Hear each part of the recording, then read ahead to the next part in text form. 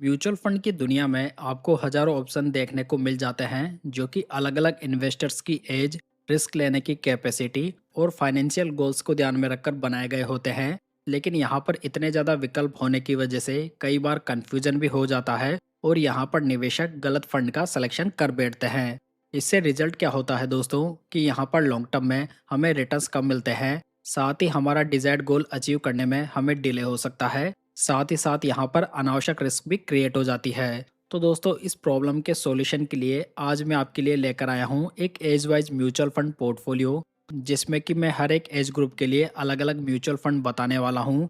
लेकिन दोस्तों ध्यान रहे कि हर निवेशक यहाँ पर अलग अलग होता है और इसका कोई फिक्स फॉर्मूला भी नहीं है। हालांकि इस वीडियो से आपको एक गाइड के रूप में एक सही डायरेक्शन मिल सकती है। तो इस वीडियो में मैं 20 से लेकर 30 साल वाले निवेशकों के लिए, 31 से लेकर 40 साल के लिए, 41 से लेकर 50 साल वाले निवेशकों के लिए, साथ ही 51 से लेकर 60 साल और मोर देन 60 ईयर्स के निवेशकों के लिए म्यूचुअल फंड्स को डिस्कस करूंगा। साथ ही इसका एलोकेशन क्या होना चाहिए वो भी मैं आपके साथ में शेयर करूंगा।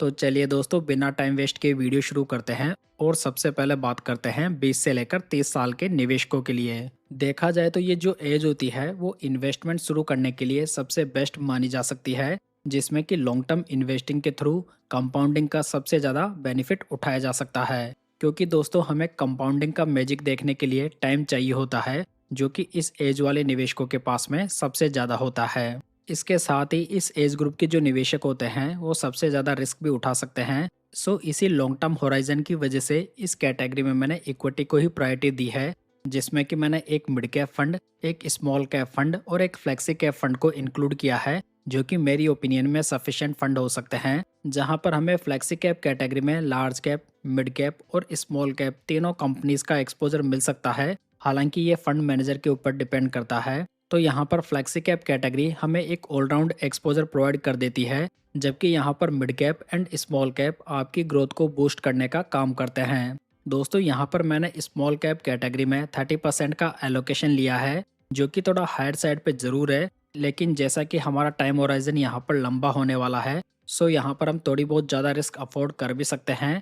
मिड कैप कैटेगरी में यहाँ पर 25% का एलोकेशन है और फ्लैक्सी कैप कैटेगरी में मैंने यहाँ पर 45% का एलोकेशन दिया है। हालांकि यदि आप और ज़्यादा रिस्क उठाना चाहते हैं तो फ्लैक्सी कैप कैटेगरी से आप थोड़ा एक्सपोजर कट कर सकते हैं। यहाँ पर जो स्मॉल कैप है इसमें मैंने Motilal Oswal small cap fund को सेलेक्ट किया है। मिड कैप कैटेगरी में Nippon India growth mid cap fund को चुना है, जहाँ पर प्रेजेंट टाइम में HSBC मिड कैप फंड और White Oak Capital mid cap fund भी बढ़िया चॉइस हो सकते हैं फॉर द लॉन्ग टर्म। साथ ही यहाँ पर फ्लैक्सी कैप कैटेगरी में मैंने bank of India flexi cap fund को सिलेक्ट किया है। तो दोस्तों यहाँ पर जो मैंने तीनों फंड चुने हैं उन्हें मैंने लॉन्ग टर्म के बेसिस पे पिक किया है, जहाँ पर इन तीनों फंड्स का AUM भी रीजनेबल है। सो इनमें आने वाले समय में अच्छी ग्रोथ की संभावनाएं भी मौजूद है। साथ ही देखा जाए तो इस एज वाले निवेशकों के लिए इंडेक्स फंड, बैलेंस्ड फंड और हाइब्रिड फंड मेरी ओपिनियन में इतने ज़्यादा रेलेवेंट नहीं है। फिर भी यदि आपको ये पसंद आते हैं और आप अपनी रिस्क को डाइल्यूट करना चाहते हैं तो आप अपने म्यूचुअल फंड पोर्टफोलियो में इन्हें इंक्लूड कर सकते हैं। हालांकि दूसरी ओर आप अपने पोर्टफोलियो को डाइवर्सिफाई करने के लिए इंटरनेशनल फंड जरूर देख सकते हैं। साथ ही अगर आपको गोल्ड, सिल्वर या थोड़ा बहुत डेट का एलोकेशन भी लेना है तो यहाँ पर फ्लैक्सी कैप कैटेगरी से एलोकेशन को कट करके मल्टी एसेट फंड को भी इंक्लूड किया जा सकता है, जिसमें कि ICICI मल्टी एसेट फंड या कोटक मल्टी एसेट फंड बढ़िया चॉइस हो सकते हैं। चलिए दोस्तों आगे बढ़ते हैं और बात करते हैं 31 ईयर्स से लेकर 40 ईयर्स के निवेशकों के लिए। सो इस एज ग्रुप वाले निवेशक थोड़ा बहुत रिस्क मैनेजमेंट के ऊपर भी फोकस कर सकते हैं, जिसमें कि गोल्ड, सिल्वर या मल्टी एसेट फंड को भी कंसिडर किया जा सकता है। हालांकि दोस्तों ये भी पर्सन टू पर्सन डिपेंड करता है कि उसकी रिक्वायरमेंट और उसकी रिस्क एपिटाइट क्या है। लेकिन जैसे कि यहाँ पर हमारा टाइम होराइजन 15 से 20 सालों का है, तो यहाँ पर मैंने ओनली इक्विटी को ही फोकस किया है, जहाँ पर मैंने इन 4 फंड्स को इंक्लूड किया है, जिसमें कि पहला फंड फ्लेक्सी कैप कैटेगरी से होगा, सेकंड मिड कैप कैटेगरी से, थर्ड स्मॉल कैप फंड होगा और फोर्थ होगा यहाँ पर large and mid cap fund. यहाँ पर मैंने फ्लेक्सी कैप कैटेगरी के साथ में एक large and mid cap fund को भी इंक्लूड किया है, जिसमें कि दोस्तों मैंने एक ही फंड के स्टॉक्स की कंसंट्रेशन रिस्क को दूर करने के लिए इन दोनों कैटेगरीज को सिलेक्ट किया है। लेकिन यदि आप यहाँ पर थोड़े कंजर्वेटिव इन्वेस्टर हैं तो आप large and mid cap fund की जगह एक प्योर लार्ज कैप फंड को भी चूज कर सकते हैं, जिसमें कि ओवरऑल वॉलेटिलिटी की मात्रा थोड़ी बहुत कम हो जाती है। तो यहाँ पर फ्लेक्सी कैप कैटेगरी में मैंने HDFC फ्लेक्सी कैप फंड को सिलेक्ट किया है, जहाँ पर मैंने 35% का एलोकेशन दिया हुआ है। मिड कैप कैटेगरी में मैंने एडलवाइस मिड कैप फंड को चुना है, जहाँ पर 20% का एलोकेशन है।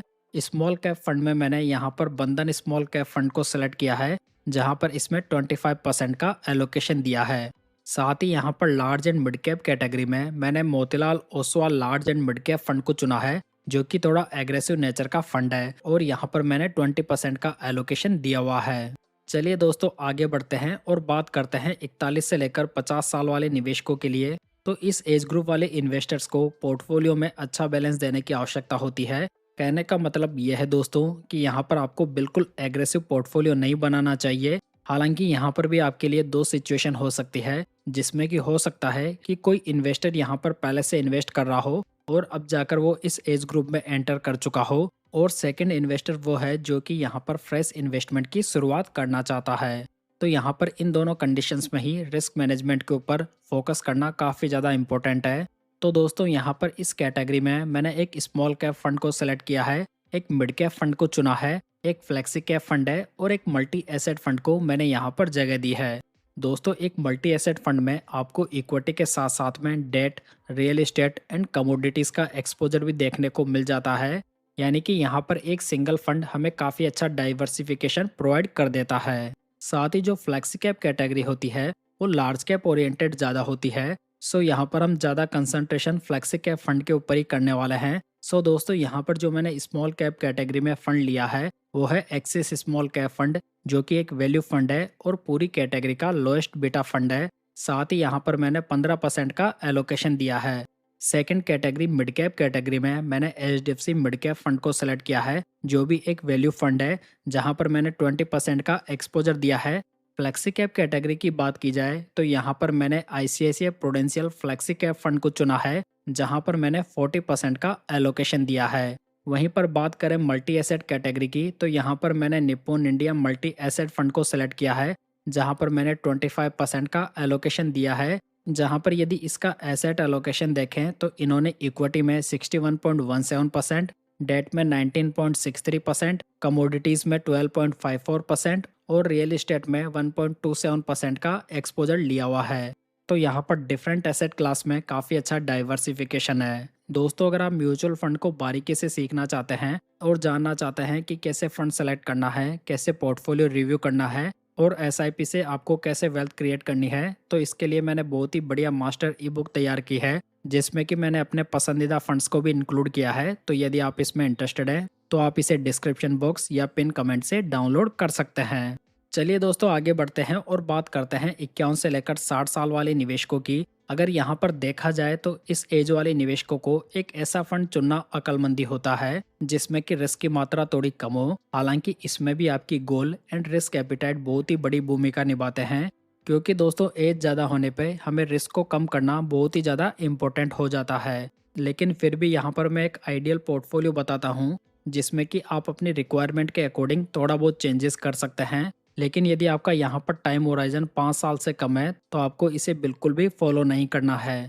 यहाँ पर जो मैंने पहला फंड सेलेक्ट किया है वह फ्लेक्सी कैप फंड है, सेकंड एक मल्टी कैप फंड है, थर्ड मल्टी एसेट फंड है और फोर्थ यहाँ पर large and mid cap fund है। तो दोस्तों यहाँ पर मैंने एक मल्टी कैप फंड को सेलेक्ट किया है, जिसमें कि हमें प्रॉपर डाइवर्सिफिकेशन देखने को मिल जाता है, जहाँ पर large cap, mid cap and small cap तीनों कैटेगरीज में मिनिमम 25% का एलोकेशन हर टाइम रखना होता है। सो इस कैटेगरी में हमें काफ़ी अच्छा डाइवर्सिफिकेशन देखने को मिल जाता है। मल्टी कैप कैटेगरी में मैंने यहाँ पर 30% का एलोकेशन दिया है, जिसमें कि मैंने चुना है Nippon India multi cap fund को। यहाँ पर फ्लेक्सी कैप कैटेगरी में मैंने पराग पारिक फ्लेक्सी कैप फंड को सेलेक्ट किया है, जिसमें कि मैंने 20% का एक्सपोजर दिया है। मल्टी एसेट कैटेगरी में यहाँ पर 35% का एलोकेशन किया जा सकता है, जो कि सबसे ज़्यादा भी है। हालांकि यदि कोई इन्वेस्टर चाहे तो इसे थोड़ा बहुत कम भी कर सकता है। मल्टी एसेट कैटेगरी में मैंने कोटक मल्टी एसेट फंड को सेलेक्ट किया है। वहीं पर दोस्तों large and mid cap category में मैंने 15% का एक्सपोजर दिया हुआ है, जिसमें कि मैंने ICICI prudential large and mid cap fund को सेलेक्ट किया है, जो कि वैल्यू इन्वेस्टिंग को फॉलो करने वाला फंड है। तो दोस्तों देखा जाए तो इस एज ग्रुप के इन्वेस्टर्स का भी टाइम होराइजन कम से कम 8 से 10 साल का तो होना ही चाहिए। लेकिन यदि आपका टाइम होराइजन इससे कम है तो आपका मेन फोकस बैलेंस फंड और हाइब्रिड फंड के ऊपर ज़्यादा होना चाहिए। साथ ही यदि कोई इन्वेस्टर लंबे टाइम होराइजन के साथ में जा रहा है और ज़्यादा वोलेटिलिटी को सहन कर सकता है तो यहाँ पर वो थोड़ा बहुत एक्सपोजर स्मॉल कैप फंड के ऊपर भी कंसिडर कर सकता है। चलिए दोस्तों, फाइनली बात करते हैं मोर देन 60 ईयर्स के इन्वेस्टर्स के लिए। यदि लॉजिकली देखा जाए तो इस एज ग्रुप वाले निवेशकों के लिए ग्रोथ से ज़्यादा मनी प्रोटेक्शन काफ़ी ज़्यादा इम्पोर्टेंट हो जाता है। इसी वजह से यहाँ पर आपको इक्विटी में जितना हो सके उतना कम एक्सपोजर रखना चाहिए, क्योंकि दोस्तों जो इक्विटी मार्केट होता है वो काफ़ी ज़्यादा वोलेटाइल हो सकता है और इस एज वाले निवेशकों के लिए वोलेटाइल इंस्ट्रूमेंट लिक्विडिटी में काफ़ी बड़ी प्रॉब्लम खड़ी कर सकते हैं। कहने का मतलब यह है दोस्तों कि जब वो पैसा विड्रॉ करने जाए और वहाँ पर यदि मार्केट गिरा हुआ है तो वहाँ पर आपको प्रॉब्लम का सामना करना पड़ सकता है, जैसा कि हम करंट मार्केट सिचुएशन में देख ही पा रहे हैं। तो इस एज वालों के लिए मैंने ओनली 3 फंड को ही सिलेक्ट किया है, जिसमें कि पहला फंड है एक डेट फंड, सेकंड फंड है हाइब्रिड फंड और थर्ड फंड है बैलेंस फंड। हालांकि यहाँ पर मैंने डेट फंड को एक कंजर्वेटिव हिसाब से लिया है, लेकिन यदि किसी इन्वेस्टर का यहाँ पर टाइम होराइजन 7 से 10 साल का है तो यहाँ पर डेट फंड को हटाकर एक लार्ज कैप फंड को भी चुना जा सकता है। यहाँ पर डेट फंड में मैंने ICICI prudential medium term bond fund को सिलेक्ट किया है, जहाँ पर मैंने 30% का एलोकेशन दिया हुआ है। हाइब्रिड कैटेगरी में मैंने HDFC income plus arbitrage active fund of fund को चुना है, जहाँ पर भी 30% का एलोकेशन है। जबकि बैलेंस फंड के रूप में मैंने ICICI Prudential equity and debt fund को चुना है, जहाँ पर मैंने 40% का एक्सपोजर दिया हुआ है। तो यहाँ पर इस फंड में हमें इक्विटी का भी अच्छा खासा एक्सपोजर देखने को मिल जाता है। साथ ही दोस्तों यहाँ पर जो बाकी दोनों फंड है वहाँ पर डेट का एक्सपोजर काफ़ी बढ़िया है, सो यहाँ पर रिस्क की मात्रा वैसे ही बहुत कम हो जाती है। जबकि दूसरी ओर ICICI में इक्विटी का पोर्शन भी ठीक ठाक है, सो यहाँ पर हमें इक्विटी ग्रोथ का बेनिफिट भी देखने को मिल जाता है। तो दोस्तों ओवरऑल देखा जाए तो कोई सा भी एज ग्रुप क्यों ना हो, लेकिन वहाँ पर डाइवर्सिफिकेशन बहुत ही ज़्यादा इम्पोर्टेंट होता है। फिर चाहे आपकी एज 20 साल की हो या फिर 60 साल की हो, आपको अपनी रिक्वायरमेंट के अकॉर्डिंग गोल्ड, सिल्वर और इंटरनेशनल फंड को भी अपने पोर्टफोलियो में शामिल करने को देखना चाहिए, जिससे कि आप अपने पोर्टफोलियो को अलग अलग एसेट क्लास में डाइवर्सिफाई कर सकते हैं और आप चाहें तो इसे ज्योग्राफिकली भी डाइवर्सिफाई करने के बारे में देख सकते हैं। तो दोस्तों ये था age wise mutual fund portfolio. उम्मीद करता हूँ कि ये इन्फॉर्मेशन आपको पसंद आई होगी। वीडियो अच्छा लगा हो तो इसे लाइक, कमेंट एंड शेयर जरूर कीजिएगा। साथ ही अपने चैनल पूंजी गाइड यूट्यूब चैनल को सब्सक्राइब जरूर कर लीजिएगा। तो चलिए दोस्तों, फिर मिलते हैं किसी नई इन्फॉर्मेशन के साथ।